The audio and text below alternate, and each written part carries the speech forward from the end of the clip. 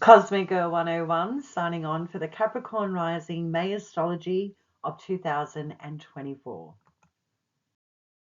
We're going to be discussing the Sun, the new moon and the full moon, Mars, Venus, Mercury, Jupiter ingressing into the sign of Gemini, and Pluto going into a retrograde in the sign of Aquarius, and what this all means for you as a Capricorn Rising.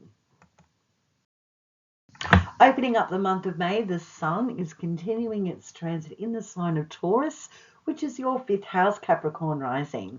This transit's lasting until the 20th of May. So the first 3 weeks and a bit of change, that Sun in the 5th house is a very auspicious transit for illumination and what you're driven towards. And that could be a romantic connection, joy and pleasure, also looking at things and being integrated with children, creative pursuits, investments, and just the simple things in life that give us a sense of peace and serenity. So the Sun in the 5th house for you as a Capricorn Rising is a wonderful transit, and I really hope you are enjoying it and making the best use of that energy for yourself to really bring back to life that sense of joy and pleasure. On the 20th of May, the Sun is going to ingress for 4 weeks into the sign of Gemini until June 20 of 2024. And this is your 6th house as a Capricorn Rising. So the Sun ingressing into Gemini is a very busy time in regards to communication, what we're ready to grow and expand in regards to our knowledge base, expanding our learning potentials, or learning things on the job and in our environment. And for you, Capricorn Rising, that 6th house is all about getting down to the nuts and bolts of your health regime, your physical body, wanting to change things up if possibly. If you've had an ailment or trying to find a solution to a health problem, the Sun transiting in the 6th house may be very helpful. The Sun also in the 6th for the 4 weeks, Capricorn Rising, looks really auspicious for really having some great connections with work colleagues and the work that you do, services that you provide to other people, and you may even pick up yourself a pet. Now let's talk about the moons this month, Capricorn Rising. On the 7th of May, there is a new moon, and this is in the sign of Taurus, that 5th house of joy and pleasure. And the moon in ancient astrology is exalted in this sign of Taurus, and Venus is also the sign ruler of Taurus, which she currently is transiting in. So this is a very auspicious moon. So if you are into beginning new things and work within moon cycles, this is a favorable time for things to actually come to pass, with that moon exalted here and Venus being here as well. So what are you trying to begin here on the 7th of May? Well, it's about really feeling connected on your emotional landscape to your sense of joy and pleasure, in connection with a romantic partner, your investments, so taking a risk, ready to break out of the mundane in regards to being too cautious with your finances or investments. This is where you might go, yep, I'm going for it. I'm going to take a bold step forward and invest in something. I feel pretty good about this investment. So this might be highlighted for you, Capricorn Rising. And also the new beginning is all about watching things grow and flourish, connected to those 5th house topics of creativity, children, your creative pursuits. This is where you let your freak flag fly and, with reckless abandonment, you create something with your hands or with your mind and intelligence, and it's just something that feels organic to you. So a new beginning here in that 5th house looks auspicious for something actually coming to pass and being quite fruitful for you. On the 23rd of May, there's a full moon in Sagittarius, and this is your 12th house as a Capricorn Rising. Now, the planet Jupiter is the lunation ruler of this actual event, and it's currently transiting in that 5th house of joy and pleasure of Taurus for you. So a culmination point connected to possibly someone or an event from the past now being completed or illuminated for you to recognize, or there's some sort of recognition maybe that you've been trying to establish in regards to doing something behind the scenes, an investment you've been connected to, or even as simple as wanting to bear children, a romantic partner that you have been connected to, possibly doing things behind the scenes. This is where it comes out into its full entirety, where there may be a completion or a successful end to something in that fifth house. So this is a wonderful lunation of expression and release and moving on to something new connected to that fifth house. Let's talk about planet Mercury. Now, Mercury, this planet, is connected to our mental landscapes. It's a very cerebral planet that's all about connecting through information, ideologies, concepts, and ideas within ourselves, but information we also get from other people and outside of us. And it's almost how we bring it all in together and make it holistic that works for us in connection to travel, finances, and our knowledge base. Mercury is very swift and changeable and can be quite busy and have at times ourselves mentally overloaded with information or busyness. So wherever Mercury is transiting, it's going to impact us quite significantly, whatever house it's in. And opening up the month of May, Mercury is in the fourth house for you as a Capricorn rising, and this is Aries. Now, Aries is all about doing things with reckless abandonment, just going forward boldly, because there's something instinctual that the place of Aries just needs to take action to grow and expand and move. It doesn't like stagnation. So Mercury transiting in Aries in your fourth house, opening up the month of May. You could have a lot of communication or business connected to the home, real estate and property matters, also to do with ancestry, like the home and your foundations, the fourth house, is where we find security and safety and serenity. It's where we go to for retreat and peace in our own home environment. So Mercury can have you very fired up in regards to communicating or looking at logistics, data and analysis connected to home and environment. It might be looking at mortgages, relocating, as simple and mundane as that. But Mercury can also see you moving away from the home as well, because Mercury is about travel. So you may be away from home a lot more often when Mercury is transiting in that fourth house as well. On the 15th of May, Mercury is going to ingress into the sign of Taurus, your fifth house of joy and pleasure, until June 3rd of 2024. This is a very quick transit. Now, Mercury in Taurus is all about the details. Give me the facts and figures on how I can establish things that are long-term, stable, and secure for myself. So this is an interesting transit for you as a Capricorn rising, because what I think you're trying to understand or get some sort of clarity around is your sense of, where you direct your energy connected to those topics of joy and pleasure regarding your investments, romantic partners, children, creative pursuits, even sports and athletics. So you might be more active or engaged with sports and athletics at this time. But Mercury will have us a lot more engaged in the paperwork and the data. So you may be looking very much at how you think and connect with a romantic partner, how you really understand. It's like the clarity needed on what it is that gives you a sense of joy and pleasure. So it's a good transit because it's in the sign of Taurus, which is very grounded, slow, and deliberate. So I think you'll be quite strategic and mentally adept at understanding what it is that gives you a sense of peace and pleasure. On the 17th, Mercury in Taurus is going to square Pluto.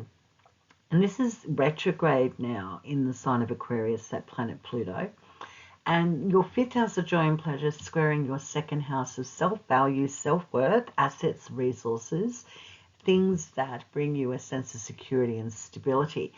So the fifth house and second house in a square aspect, you know, that Mercury squaring Pluto is like the finances or the information isn't available for you to pursue an investment or pleasure. Could be connected with children or a creative pursuit or even a partner. It's just a day of contention and it will pass, but Mercury is trying to quickly gather intel, and Pluto going retrograde in that second house may have you second guessing those fifth house topics. On the 27th of May, Mercury in Taurus is going to sextile Saturn, which is currently transiting in the sign of Pisces for you, Capricorn rising. This is your third house. So Mercury, think communication, action, movement, sextiling, that immovable, stubborn, wise, patient Saturn is almost giving you the grit and drive and determination to establish something secure in your everyday environment, connected to your day-to-day travels, also to do with communication and education. And it's a house that's connected with a lot of mental exchanges with others. So you could have some favorable news on this day, on the 27th, that's connected to your house of joy and pleasure and connected to the house of communication and education and your everyday environment. So I expect, as a Capricorn rising, you're going to have quite a lovely day on the 27th of May. On the 31st of May, ending the month, Mercury in Taurus conjuncts Uranus in Taurus, that fifth house of joy and pleasure. So Mercury, give me the details with Uranus, which is out of the blue, swift, acute, peculiar, odd energy and associations connected with that planet. So Mercury can give you this state conjuncting that Uranus, Mercury moving towards Uranus going, I need that analysis, I need the data, I need that assurance with some intelligence here, Uranus. What is it that you can bring me? Well, Uranus can give you a different perspective or a different opportunity connected to investments, children, what you do in a creative space, could be it writing, singing, art, and also to do with your partnerships and romantic partners. There could be something new trying to start or something that is just out of the blue that I think you might be fired up about mentally, or just enjoying communication on this day that's a little bit different, connected to that fifth house. Now, planet Jupiter. Now, Jupiter's been transiting in Taurus, your fifth house of pleasure, for nearly 1 year. And on the 25th of May, ingresses into the sign of Gemini, which is Mercury's sign, until May 25th of 2025. So a whole year, Jupiter's going to be injecting a lot of its wisdom, knowledge, and energy into that sixth house for you as a Capricorn rising. Now, the sixth house is all about the daily grind, what we do for work, how we connect with our co-workers. It's also our health patterns, getting in touch with our physical body. It's to do with services provided to other people, can be connected to sickness and illness as well. And also this is the house that's connected to pets. So Jupiter in the sixth house is going to give you an opportunity to really inject a lot of intelligence, wisdom, and knowledge that is going to expand your sense of work, health, and services. It could possibly bring in more opportunity for you to look at the bigger picture connected to what you do in regards to work and career. And also just enjoying a lot of movement and freedom when it does come to your work and career and even your health. So if you have, forewarned is forearmed, if you have any health issues, Jupiter can help illuminate them and make them grow. So if you can get on top of it, Jupiter might help you get over or some hurdles that you've had in regards to health or your physical body. Jupiter can help you get the knowledge or the information if there's been a problem for some time regarding or connected to health. So enjoy the transit of Jupiter in the sixth house, which is all about the work. So you may be very busy. gathering education, learning things on the job that give you a sense of expansion. And this is where you really are putting in time and effort to establishing something that makes you feel good and connected with services to other people and services that actually bring you security and enjoyment. Planet Mars. Now, Mars is a planet that's connected to action, bold moves, very acute, very instinctive planet. It's all about just, it knows where it wants to go and it does it because it's a deep, intuitive feeling for movement and action. Mars is all about let's go. Now, for you as a Capricorn rising, Mars opening up the month of May is continuing its transit in the sign of Aries, your 4th house. And Mars is at home in Aries. It's very strong. And Mars is direct all month of May of 2024. So Mars for you in that 4th house is giving you that extra oomph to get on top of those 4th house topics or really look at them more closely on where you need to action and take some more bold steps connected to real estate, property matters, home, family, ancestry, your sense of security, stability, and sanctuary. So there can be disruptions here that are necessary to move you into a different environment, for example, or get on top of some real estate or property issues. You just could be feeling a lot more energetic, getting into house renovations, for example, or just cutting out things from family, or having conflicts with family. This could be something that will occur or possibly can occur. But at the very least, there's conflict here so we can clear the air and clear the decks to bring more peace and serenity to the home, and especially the home of the mind. On the 3rd of May, Mars is sextiling Pluto, which has just gone retrograde in the sign of Aquarius, your 2nd house of assets, resources, finances, things that bring you a sense of stability in the 3D world. And it's sextiling that 4th house of home, family, real estate, property matters, ancestry, and sanctuary. So this looks really favorable for a financial situation or a sense of self-worth and self-value connected to the home that is more in harmony than it has been for a little while. So if there has been some shake-ups in the home or the family, this is the day where things can start to ease out and the energy settles. It's more favorable. Mars and Pluto, they're quite power players in our astrological experience. So you can expect some powerful, even a return of power connected to your financial situation. Now, planet Venus, she's very busy this month of May, and she's in the sign of Taurus, her home sign, your 5th house of joy and pleasure. On the 1st, we've got Venus squaring Pluto, which is in the sign of Aquarius, so that 5th and 2nd house in contention. So there's a conflict, there's a problem, and it could definitely have to do with a partner, something to do with an investment that's affecting your assets and sense of self-worth and self-value. So if there's something that needs to be nutted out here, this could be the day where it's frustrating enough for you to give it the attention that it needs. So don't gloss over anything with a square. Look at things head on so you are bringing in more control for yourself, connected with investments, joy and pleasure, and self-worth, self-value, assets, and valuables. On the 13th, we see Venus sextiling Saturn, currently transiting in Pisces, your 3rd house. So this day is a nice day because Venus-Saturn is all about the long-term commitment that feels organic and valuable to you.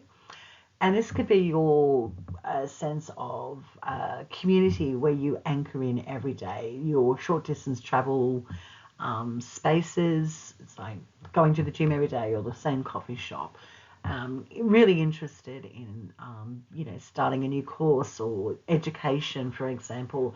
Venus and Saturn in a sextile is favorable for a long-term goal or aspiration that brings you a sense of joy and value. On the 18th, Venus is conjuncting Uranus and Taurus in your 5th house of joy and pleasure. So this may be a day of surprises, connected to a romantic partner or investments, children, creativity, sports, and activities that have you physically moving that is favorable, or changes that are possibly a little bit odd. But Venus here conjuncting that Uranus is almost asking Uranus to bring in something different that makes me feel great. So I like this day on the 18th of May.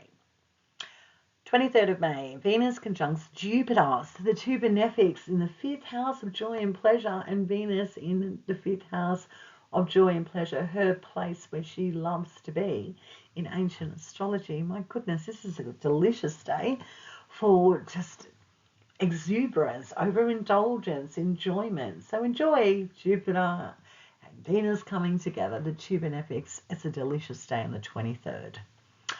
Especially for you as a Capricorn rising, because it's happening in your 5th house. So if you're going to have a big return of an investment, something that you've been anchored into for a while, you can see the monetary value now come online, or a relationship becoming more organic and more harmonious.